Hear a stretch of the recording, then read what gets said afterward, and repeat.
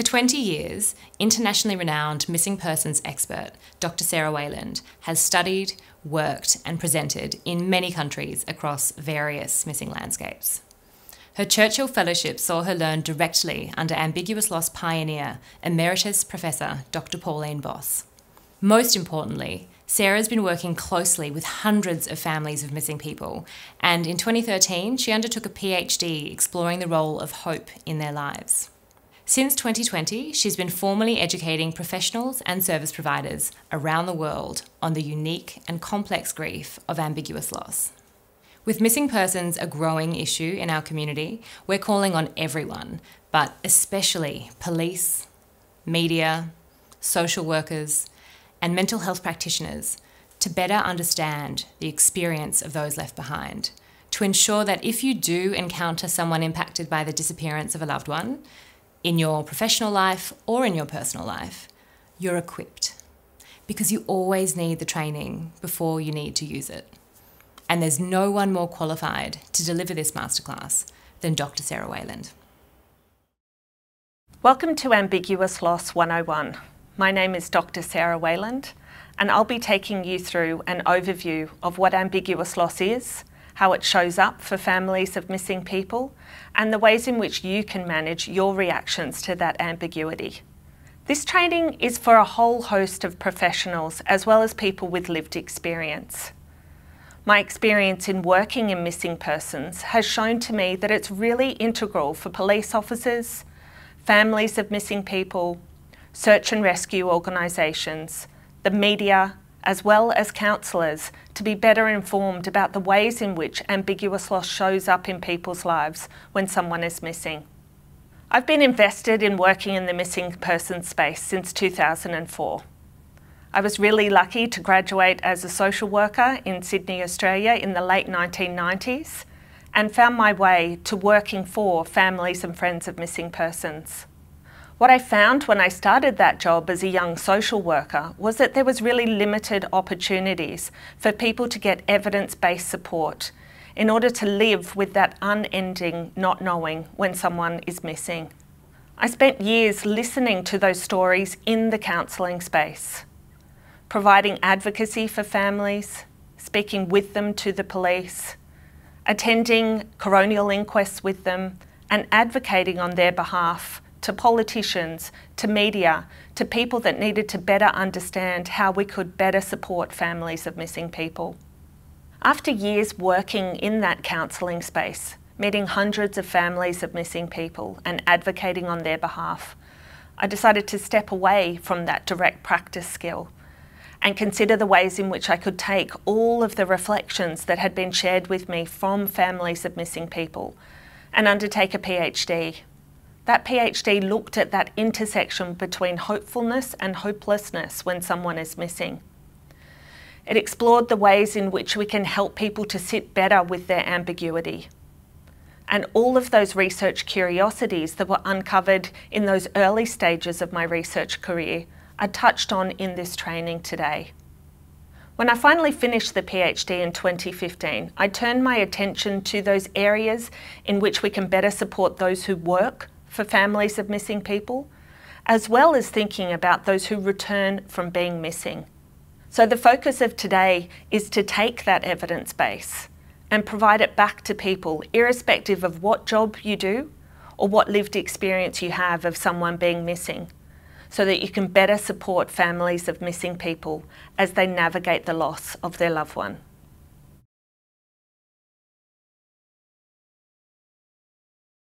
So what are we hoping to achieve from this training today? The training has been divided into 3 parts. First, it's to provide people with a better understanding of what is the working definition of ambiguous loss.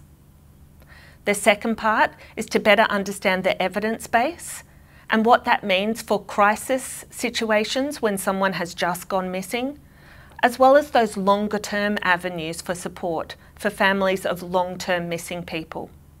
And finally, the training asks you to stop and reflect on yourself. What we'll be exploring is some opportunities to think about how well do you tolerate the unknown? How can you take those personal reflections And how can that self-reflection better provide you with support to look after those people around you? It's always important to understand the prevalence of how many people go missing in the area that you live, wherever that might be in the world. This training is coming to you from Australia, and whilst we consider the ways in which we can better support families of missing people, so too can you in terms of better understanding how many people go missing where you live and what the ways in which law enforcement define a missing person to be. So for example, here in Australia, the Australian law enforcement definition of a missing person is someone whose whereabouts are unknown, and there are safety concerns in terms of where they might be and how well they might be. We take that definition and understand that at this moment in time, there are about 51,000 reports made in Australia each year about the safety and well-being of a missing person. From the data, we know that at least for every person who's missing, 12 people will be adversely affected. But if we look at other areas of research, like in the mental health space or in the suicide prevention space, that number is quite conservative. So it's not just that 12 people will be adversely affected. Sometimes there can be hundreds of people adversely affected by the disappearance of a loved one. So our better understanding of ambiguous loss and how many people will be adversely affected will shape the ways in which we provide support.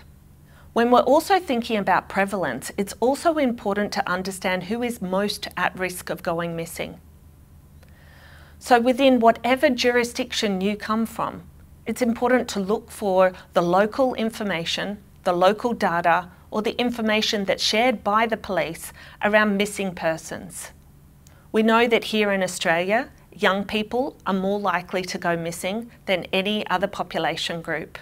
We know that young Aboriginal women between 13 and 17 years are more likely to be reported missing to the police than any other group. We also understand that mental health is a significant risk factor for going missing, which not only tells us the story as to why a person is absent, but what happens to them in terms of their vulnerability whilst they're away from their usual connections. From a lifespan perspective, we also know that older people who experience dementia and Alzheimer's are more likely to wander or go lost from wherever it is that they reside. And their safety and well-being is paramount in terms of what happens to them whilst they're away from home. So taking that understanding of what we're going to be exploring here today in terms of ambiguous loss really needs to be complemented by the unique story of how people go missing and how many people go missing in the area in which you live. So what is ambiguous loss? The story that I'll tell here about the definition of ambiguous loss also combines my personal connection with the amazing professor that coined the phrase ambiguous loss. In the early 2000s, I was very lucky to travel from here, Sydney, Australia, to Minnesota to meet with Emeritus Professor Pauline Boss. She's the author of Ambiguous Loss, Learning to Live with Unresolved Grief. The focus of her career has been about taking those moments in time where we experience a loss or an experience of grief and understanding the unique ways in which ambiguity turns up with that loss. Her initial work was very much in working with families where they had somebody who was missing in action. And then she started to consider the ways in which most professionals who work in the grief and bereavement space have a very limited understanding of what happens when a loss occurs and we don't have all of the information to let us know if that loss has been complete.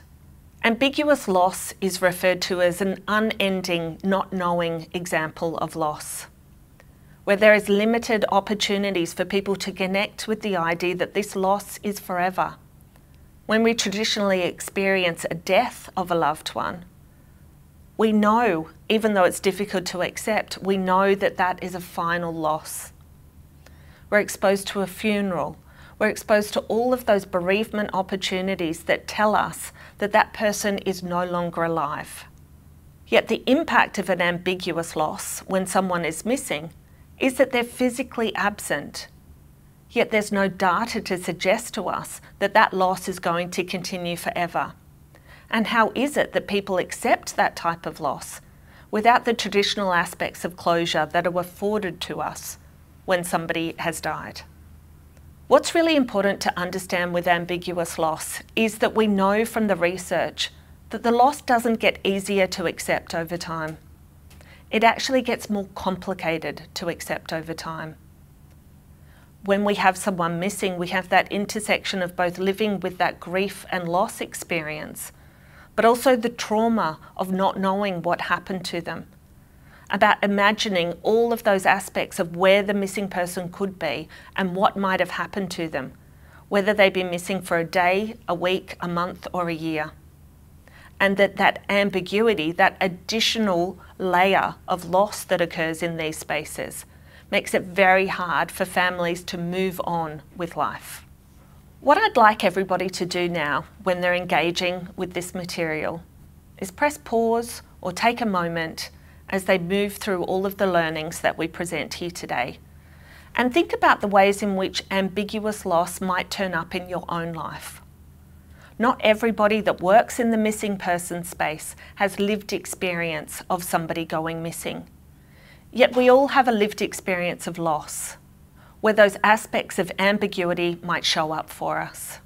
Some of those examples might be around managing the loss that comes with a divorce, managing the loss after miscarriage, managing the loss of being diagnosed with a life-limiting illness or a complex mental health condition, where we're almost caught in that liminal space between the life that we thought we were leading versus the life that we're actually leading, and how that ambiguity, that uncertainty of existing in that space can be really complicated. So I'd like people to just pause, grab a pen and a piece of paper, and reflect on the ways in which ambiguous loss turns up in your life. Think about the ways in which you felt, think about the challenges that came up for you, and then we can use some of those learnings to apply that to understanding what the experience of families of missing people might be when living with an ambiguous loss.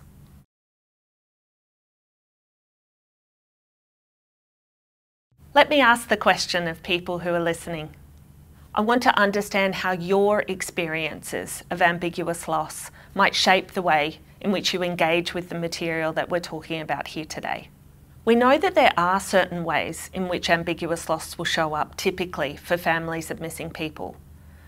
But there are also other factors at play that will shape the ways in which people engage with that idea of ambiguity. So some of those examples relate to how long it's been since the person was missing. If you're providing practical support to people in those few early days of search and rescue opportunities, or you've just started working with the family member of a missing person, or you're a media professional that's reaching out to a family for the very first time, their conceptualisation of ambiguous loss is not going to be as refined as people who have been living long-term with this loss. So remember, how long the person has been missing for will shape just how much the person has been able to consider what this type of loss means for them. We also have to take into account how the ambiguous loss happened in terms of the circumstances as to how someone is missing. We know from the research that people go missing for a variety of reasons. For some people, they have no choice but to go missing. They might be the victim of a crime. They might be somebody that lives with very complex mental health conditions. Might be people who live with a cognitive impairment, people who wander, or people who are exposed to abuse and neglect, who have to disappear from their usual surroundings in order to seek safety elsewhere, but they haven't shared that information. We also have other aspects of ambiguity. It might be in relation to family arguments. It might be related to young people seeking out independence. So those experiences of ambiguous loss will be shaped by the reasons why the person went missing in the first place. We also need to acknowledge that sometimes families will never know why the person is missing. So their ambiguity is not just about the fact that the person isn't here, but because they don't understand why their loved one has disappeared. The other contextual factors that we also need to consider is the relationship to the person. It doesn't mean that there's a grief hierarchy. We don't have people at the top of the list that are going to be more impacted than others. We need to honour those relationships, and we need to honour the fact that someone going missing can impact all different types of relationships. It's not just the parents that are going to be impacted. It's not just the partner. It's not just the siblings. It can also be the friends. It can also be workplaces. It can also be acquaintances where they've been exposed to the fact that someone's gone missing, and it's really provided a psychological impact on them. So don't discount the relationship to the missing person in terms of recognising whether or not somebody needs support. All of those impacts will shape how ambiguous loss turns up, as well as remembering that every person that goes missing is not just a missing person. They lived a full and meaningful life before they went missing. People are not just acknowledging the loss of not knowing where they are, but the loss of the person who was here before and everything that they stood for. So it's just a reminder to always consider that ambiguous loss is an umbrella term that sits across the top of all of those personal factors that shape the way in which we engage with the loss of a missing person, who they were to us, the lives that they led before they went missing, and the ways or the circumstances in which they were lost in the first place. So that work of Emeritus Professor Pauline Boss really shapes the way in which we can understand that foundational approach to working with families of missing people, where we understand that the inclusion of the ambiguity, or that unending not knowing, a sense of being frozen to the time that the person went missing, gives us an opportunity to have an insight to the experience of loss that families of missing people experience. The other approaches that very much work in terms of providing support to families of missing people is an understanding of complicated or anticipatory mourning, as well as the inclusions of disenfranchised grief. So I'll talk a little bit about complicated or anticipatory mourning. The work of Therese Rando, out of the States, very much speaks to the complexity of what happens when we know that a loss will happen for us in the future. That's not to say that we don't all walk around anticipating that at some point in our lives we're going to be faced with the loss of a loved one. But that complicated or anticipatory mourning recognises that something significant has happened and that the mourning will probably take place in the future. When someone is missing, and particularly once they remain missing, so they're not back within the first few days, the week or the month, that families of long-term missing people have to start considering what it is that they're anticipating. It doesn't mean that missing is a dress rehearsal for grief. Families of missing people don't get a head start on their grieving just because somebody is missing. But that anticipation means that all of their daily activities are going to be shaped by that cloud of anticipation. That low hum of mourning or grief that sits ahead of them is something that's going to shape the way that they just live in their day-to-day lives. It's really important that when we work with families of missing people, that in those early days we don't talk to them about what might happen next if their loved one hasn't come back, but that we keep it in the back of our mind as we support families about what might lay ahead if this person remains missing long term. So the concept of complicated or anticipatory mourning is important for us to keep in the back of our mind, so that when we're supporting families in the early days, we're considering what might lay ahead for them. This is not new information for families of missing people.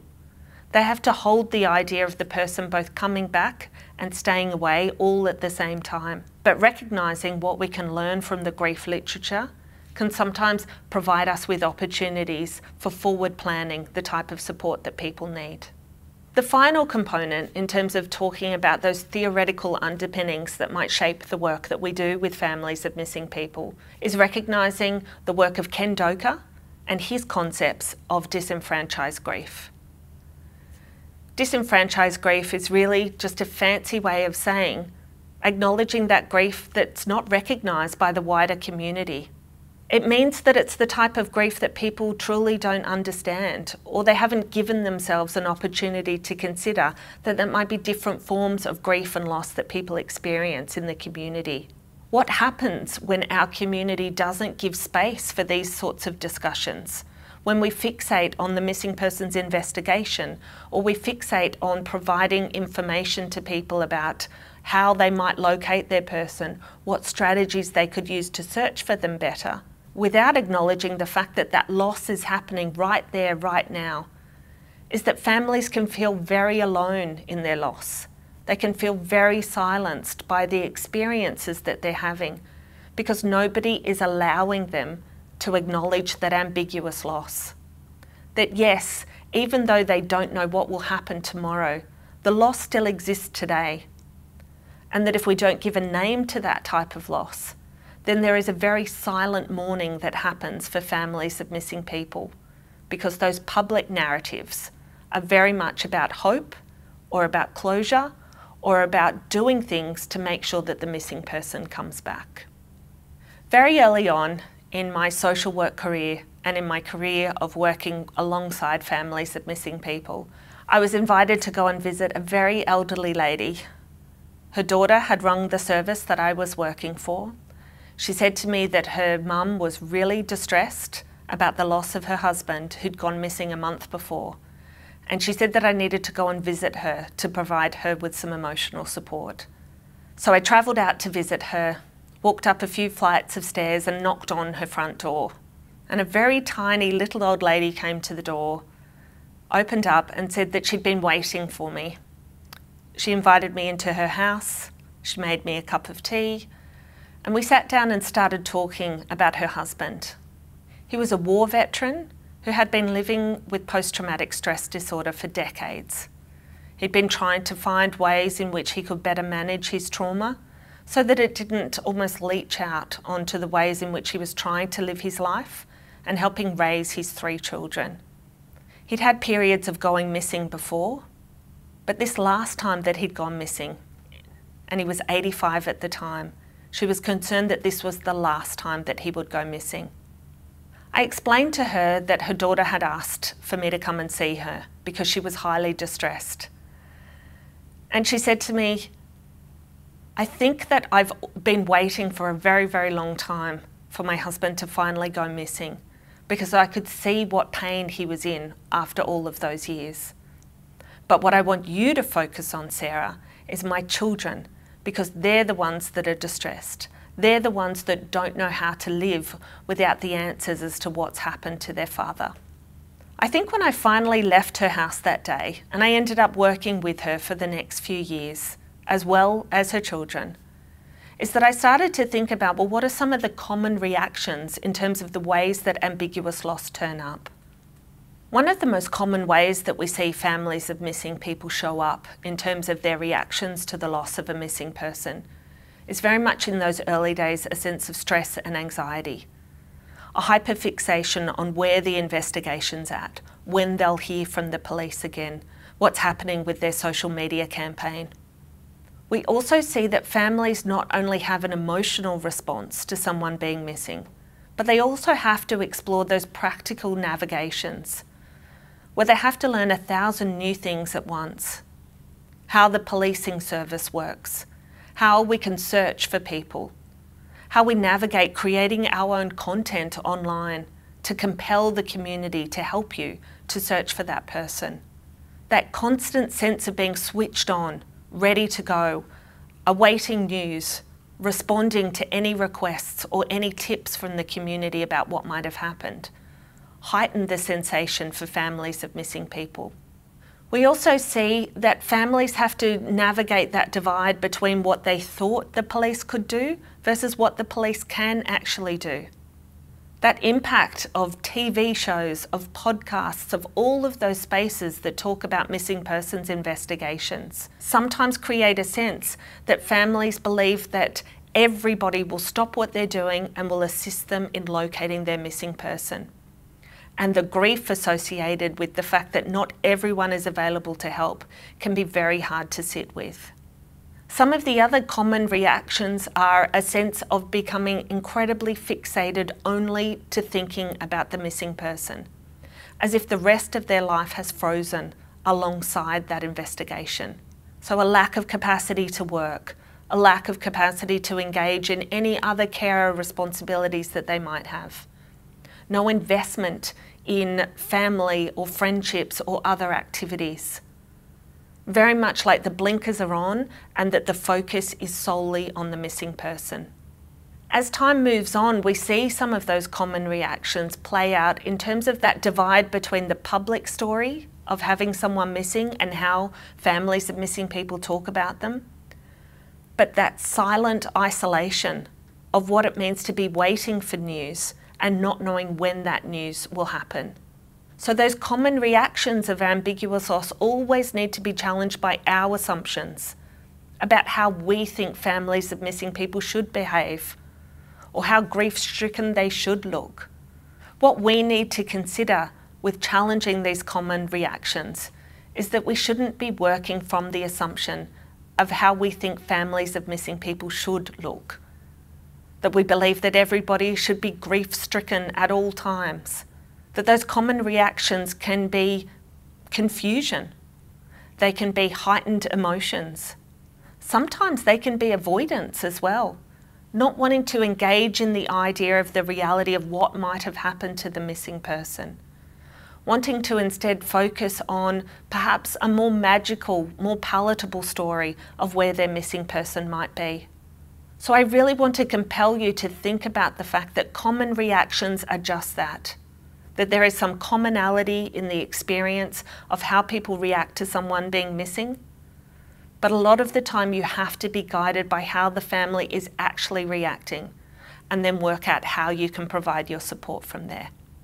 In the early days, it can be very much focused on the stress and anxiety of not knowing when the person is going to come back, why they've gone in the first place, and what you need to be doing day by day in order to find them. This is really important for police and search and rescue teams to understand that stress and anxiety will sometimes come out as anger and agitation, about wanting to do everything physically possible to make sure that that person is located and brought home safely. From there, we also need to understand that the common reactions will be an experience of trauma.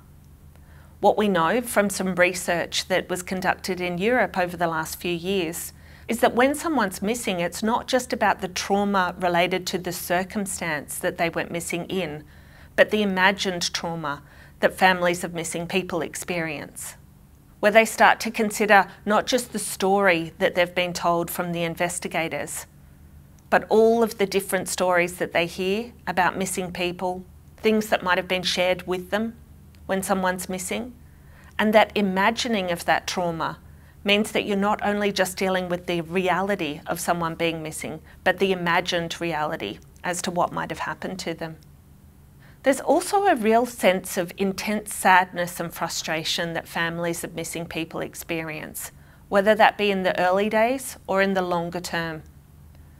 I think that we live in a world that almost suggests to us that if we try really hard at something and we focus on it intently, that we'll get the result that we want. Families of missing people often feel like no matter how hard they try, they can't bring their loved one home. That sense of sadness and frustration about their worldview being shattered, about how they thought the world worked, can be really difficult to sit with. There's also a sense of being disconnected from the community. We talked earlier about that definition of ambiguous loss being almost a sense of being frozen in time. Frozen to the time that the person went missing. And that means that it's hard to engage in those usual activities that might have brought us joy. It might be hard to connect with friends, workplaces, hobbies, relationships, because you're so consumed by the trauma and the sadness of having somebody missing that it's very difficult to identify ways in which you can reconnect with your old life. For some families, the reality and the trauma of those imaginings of what might have happened to their missing person can sometimes show up as avoidance. That they don't want to become highly involved in the terribleness of what might have happened to their missing person. To have conversations with police, to engage with coronial services, to sometimes even deal with the media and the types of questions that they're being asked. They might be actively avoidant in terms of stepping into that space, stepping into that awfulness of talking about the reality of what happened to their missing person. Ultimately, what we understand is that the common reactions to having someone missing is that teasing space between being hopeful about the person coming back and sometimes a sense of hopelessness and trauma about the reality of the life that they're currently leading. We find that many families of long-term missing people can sometimes experience physical health conditions in relation to that long-term feeling of holding on to that stress or holding their breath waiting for news. That physical or physiological response can sometimes also manifest in digestive health conditions, as well as other autoimmune responses where families have to seek out support from general medicine in terms of responding to the psychological impacts of their ambiguous loss. One of the other things that we also notice happens for families of long-term missing people is that psychological burnout, that intense commitment for long periods of time to seeking out the truth as to what happened to their missing loved one.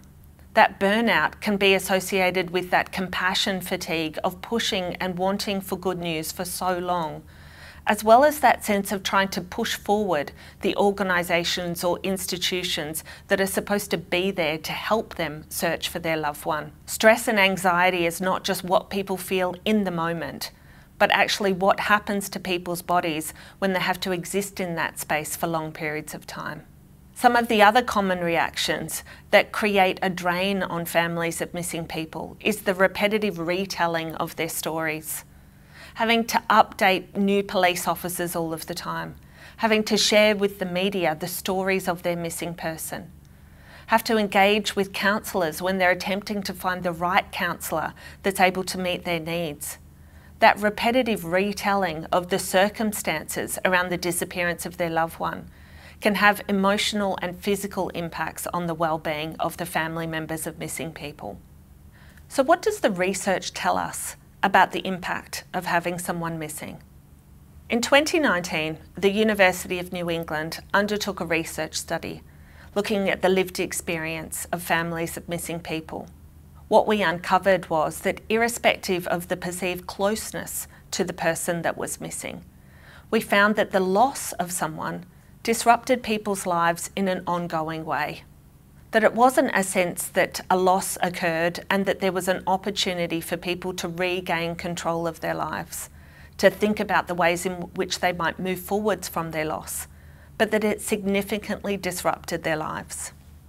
We also found that some family members did say that they had perceived that this loss would be catastrophic, yet that they were able to engage with different ideas of coping strategies that they'd used in the past.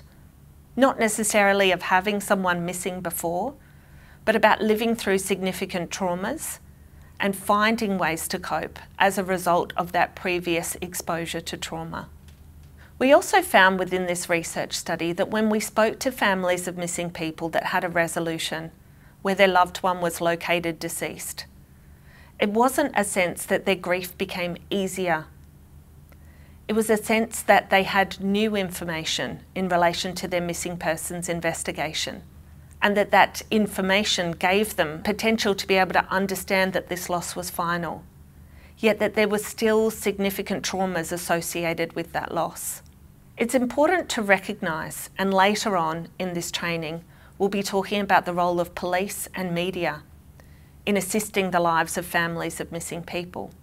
What we recognise is that some of those community narratives or those discourses around having someone missing doesn't mean that the loss ceases to have an impact once the missing person is located. It's important to recognise that support is not just about the period of time that the person is missing, but what support they need if the missing person comes back, and what support they need if their missing person is located deceased. understanding that pipeline to better avenues of support is incredibly important for families of missing people. To continue on with the outcomes of that research study, we also asked people that if they had had their time over again, what support would have been most useful for them. We need to connect back here with the ideas that we had around common reactions and challenging our assumptions about what we think families of missing people need, rather than being told by families of missing people what might be most important for them. What we found when we spoke to people around what were the supports that were integral to their well-being.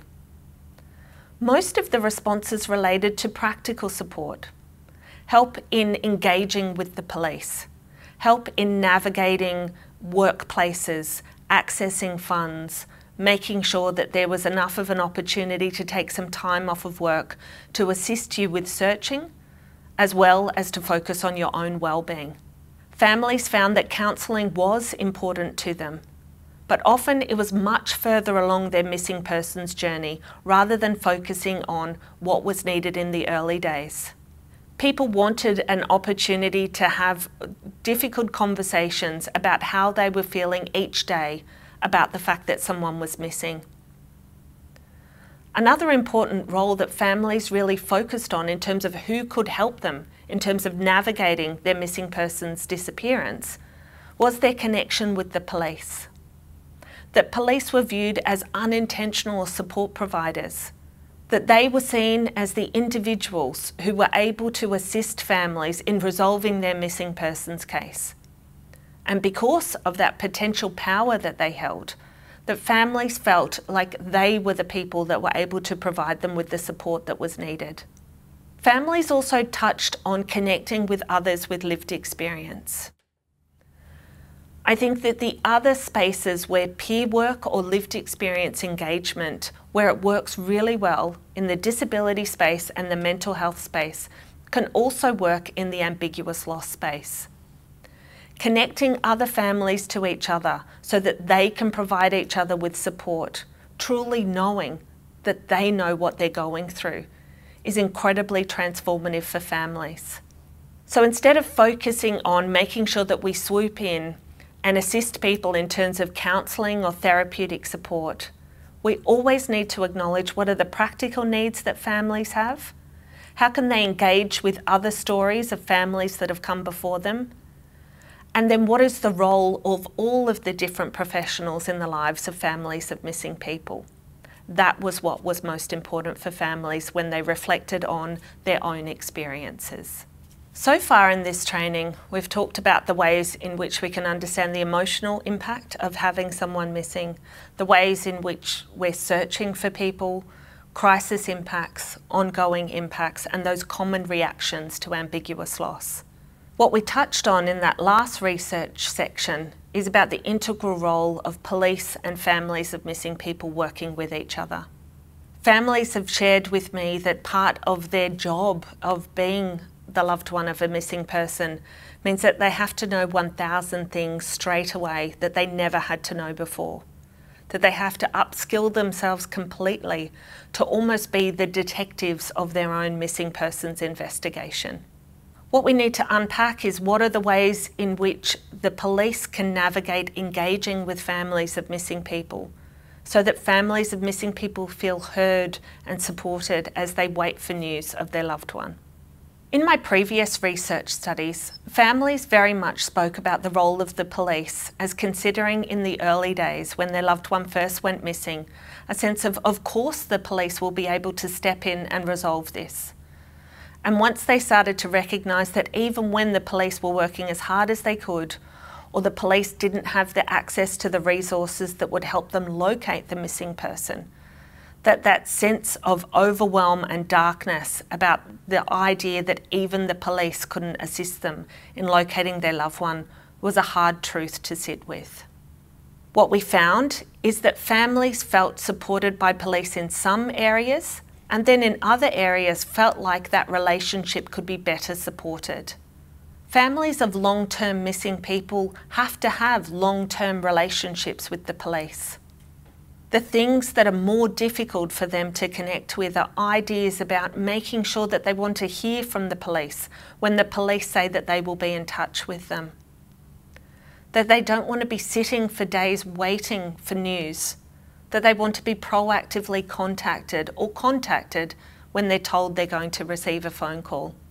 Conversely, when I've supported police and trained police over the years about that complexity of how do you keep coming back to a family when you have no news about their missing person, is incredibly difficult to do. So I always encourage police, ring to let families know that there is no news.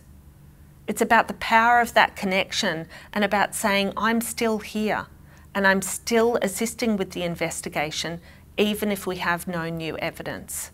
Honouring that relationship and understanding that sensitively, families of missing people need to hear the reality of the information as to what's happening to their missing loved one. In addition to police understanding what that communication pathway needs to look like, contacting people when they've promised that they're going to contact them, it's also about acknowledging the power of language. Families of missing people may refer to their missing person in present tense or past tense. Be guided if you're the police officer working with a family to understand the ways in which they talk about their missing loved one and replicate that. Think about the ways in which police use particular jargon to refer to different aspects of the investigation, and consider that you're talking about a person who's much loved and much missed by a family, and shape your language around that. Take time to recognise that it's not just the investigation that families want to talk to you about, but about who the person was and what they stood for. Make sure that you understand that you're looking for a person first and that they happen to be missing. Because what we find when families reach out for support is that it's not just the trauma of having someone missing that's difficult to conceptualise, but it's also the ways in which policing organisations and the community in general talk about their missing loved one. So what about the media? Most long-term missing persons families will have some opportunity during the time that their loved one has been gone to engage with the media. In all of the years that I've been working in missing persons, we initially started off with just being able to engage with mainstream media to profile the stories of missing people. Over the years and the explosion of social media, there's also now a dual role where families can create their own media to bring attention to their missing person stories. Irrespective of who organises the media, there's very much an impact of engaging with the media when you have somebody missing. What families tend to find is that the speculation associated with a missing person story will invite people that you don't know to share about their ideas of what happened to your loved one. That families engaging with the comments section in social media or seeing the ways in which their story has been profiled in the media can be incredibly distressing. It can sometimes look for opportunities to paint the missing person as something other than what they actually are. That it can breach the privacy of families of missing people in terms of talking about other aspects of their lives. There's often very limited time in the early days for families to consider what they will and won't share in the media. We talked before about those common reactions of stress and anxiety. What sits beneath that is the need to be able to shout as loud as people can to say, I've lost this person, can you please help me find them? And in doing so, they reach out to the media. Yet their boundaries around what's safe and not safe to share haven't been entirely honed. What we find is that media often have very much a fixation on the location of the person and an idea that the end goal is closure. That end goal talks about the fact that either the missing person comes back, or if they're located deceased, that gives families an opportunity to say that they have all the information they need and they're able to better manage their loss. It's a very black and white way of thinking about ambiguous loss. The other thing that we find is that families have to continually revisit their stories of trauma to the media. They'll be invited to reflect on anniversaries, on significant community education days like Missing Persons Week, Mental Health Month, where they're asked to tell their story for very little in return, where there's no potential for families to talk about the person who's missing, only the fact that they are missing. And that this speculation means that there's no opportunity for the true story to be told about the missing person. So when I talk to media organisations about how they can better engage families of missing people, I very much talk about the fact that they need to stop and listen to the stories of missing people from the families' perspectives. That families themselves need to stop and consider what they will and won't share. That they need to get a sense that they sometimes need power or ownership of their own media. That might be engaging in podcasting, creating their own social media pages, and allowing their opportunity to tell the story of who it is that's actually missing.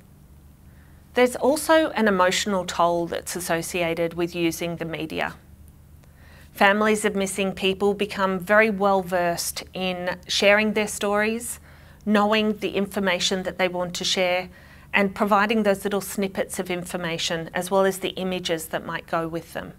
When there are big media opportunities, like the anniversary of the disappearance, or where perhaps there's another missing persons case that mirrors the one that the family are dealing with, that it can create a sense of anticipation for families, where they can see the opportunity that maybe this is the one chance to get the information out there, and they're provided with details that will solve their case. A family member who engaged with me with my PhD said that he always had this sensation that there was increased hope coming when he knew that there were going to be stories out there about his sister. But that when he woke up the next day, he almost felt as if he had a bit of a hope hangover, because that excitement level of perhaps this is the time when the new news comes in was met with the reality of tomorrow just being another day, and having to stop, regroup and find the energy to speak up again. There's very much a push and pull for families of missing people when engaging with the media. It becomes part of their sense or their need to do everything they can to locate the missing person. Yet there's always a personal cost. So if you're the media professional engaging with the family, recognising what that cost is, or if you're the family yourself, recognising what is a good investment of your time versus what is not a good investment of your time, is a way in which you can manage that long-term sense of not knowing. So in these closing moments of the training, we revisit all of the areas that we've touched on. The ways in which ambiguous loss shows up in the literature, the contextualising the idea as to how many people go missing where you live, what the risk factors are for going missing, what it means to engage with that grief and loss literature around what shapes our understanding of how an ambiguous loss is experienced by families of missing people. We also looked at the practical and emotional costs and the other professionals that come into play, whether you're in the early days of having someone missing or you're living long-term with the loss of a missing person, where we talk about the integral role of the police, how if families had their time again, what type of support would have been most useful for them, how we see that media is both a tool and a challenge for families of missing people.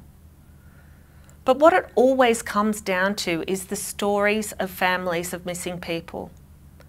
The way that I've been able to shape my experiences over time is to recognise that stories are the vehicle for me to animate the experience of having somebody missing.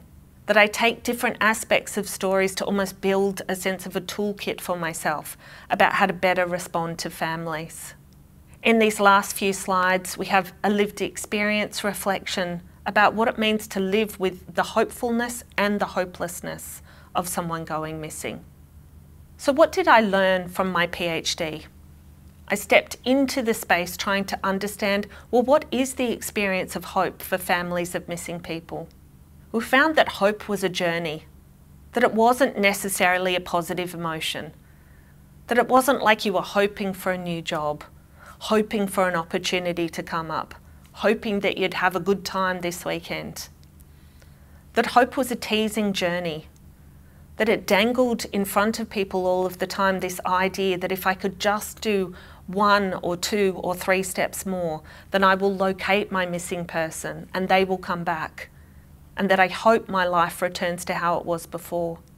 That there were times of intense hopefulness for families of missing people, and conversely there were times of great hopelessness, where there was no news, where they were waiting for information because remains had been found and they wanted to know whether or not that was their loved one. About those public and private narratives of hope, about not wanting to talk about those hard truths of what it means to live with the loss of a missing person, about finding ways to cope and to almost co-construct within families what hope actually means for them. That over time, hope changed for families of missing people. That it was quite intense in the early days, and that it became a softer type of hope after long periods of time, where people started to think about the ways in which they could live with not knowing and find new ways to keep moving ahead. So what has been the goal of understanding both the hope narratives of families of missing people, but also understanding an introduction to ambiguous loss? All those years ago when I went to visit Emeritus Professor Pauline Boss, she explained to me that when working with families of missing people, the goal isn't closure. The goal is to listen to people's stories. It's about understanding what was lost, what was missing, and how people can be encouraged to survive not knowing. It's not about providing people with the answers about what may have happened to their missing person, to provide them with platitudes around the need to hold on to hope at all costs. It's about acknowledging that each day, sometimes each hour, there can be different conceptualizations about what that family think might have happened to their loved one, and that that's okay. That there isn't fixed ideas about what it means to live with an ambiguous loss. Yet what you can do with your reflections as to where you work, what your lived experience is, what missing looks like in your community, how ambiguous loss has turned up in your own life, and how that might give you an insight into the experience of having someone missing, is remembering that the work that you can do on yourself is challenging yourself to learn to tolerate the unknown. Tolerate the fact that in life we don't have any certainty about what the next thing is going to be. We don't have any certainty as to what the answers are about what might happen to our loved ones in our lives. And that if we become okay with tolerating the unknown, then we can better support families of missing people. That's the goal. Thank you for listening to Ambiguous Loss 101.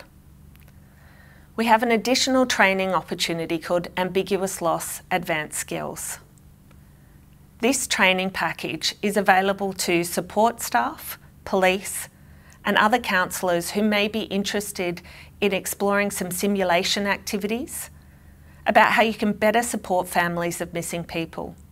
We'll look at those hard truths, those coping strategies, and those hopeful reflections for you to connect with families of missing people, to make sure that their experiences are understood and well supported. Thank you for investing your time to better understand people living with ambiguous loss. We hope you found it insightful, helpful, and useful. If you're a mental health professional, work in support provision, or are simply interested in furthering your knowledge, please watch our Advanced Skills training video for a deeper dive into the theories, concepts, and ways in which to apply these practical skills, including simulations of counselling sessions with loved ones of long-term missing people. Thank you.